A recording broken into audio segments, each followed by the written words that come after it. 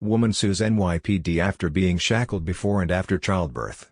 A New York City woman is suing the police department for allegedly keeping her in shackles before, during and after her labor and delivery of her baby daughter. The experience left the 27-year-old mom, identified only as Jane Doe, traumatized with nightmares about being shackled and losing her baby, her Manhattan federal court lawsuit says. In an affidavit, Doe says she's using a pseudonym in part because I don't want my child to know about the humiliation I went through during her delivery and birth. I haven't made sense of it myself, and I'm not ready to explain it to my child. The NYPD's conduct was inhumane and illegal, her lawyer, Ashok Chandran, told NBC News on Friday. He said his client, who was 40 weeks pregnant at the time, had been arrested on a warrant for a nonviolent misdemeanor and hadn't resisted the officers in any way.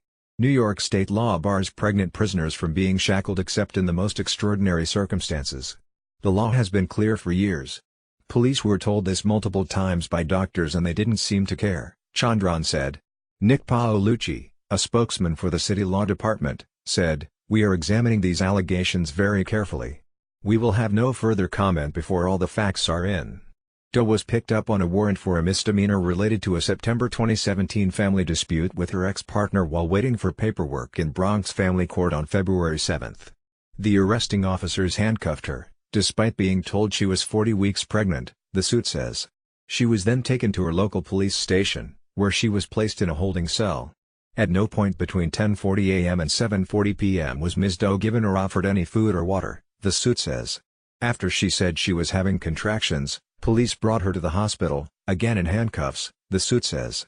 Once there, medical personnel told the officers the use of restraints on the very pregnant Ms. Doe was dangerous to both Ms. Doe and her baby, but the officers refused to remove them, the suit says. After the labor pains turned out to be a false alarm, police took Doe back to the precinct in cuffs, and then on to central booking shortly after midnight, the suit says.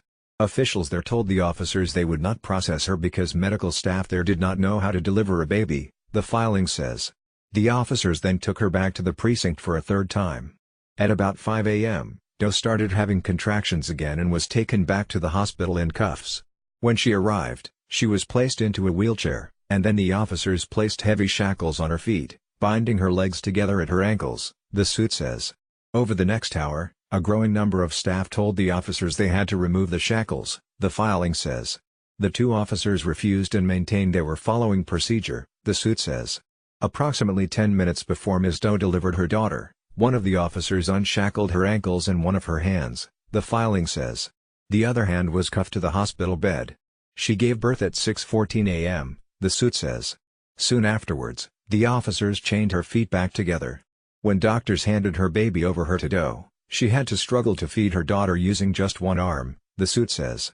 She remained cuffed and shackled until she was arraigned via video conference at 3 p.m., the suit says. Chandran wouldn't comment on the status of her criminal case. He said Doe's daughter is healthy and doesn't appear to have any long-term complications. The suit, which was filed Thursday and first reported by the, seeks unspecified money damages. Chandran said his client's main concern is making sure that what happened to her does not happen to anyone else. It was horrifying, he said. The suit notes that the American Medical Association, the Federal Bureau of Prisons and the American College of Obstetricians and Gynecologists all oppose shackling pregnant women during labor, delivery and postpartum recovery. Dari Gregorian writes for NBC News.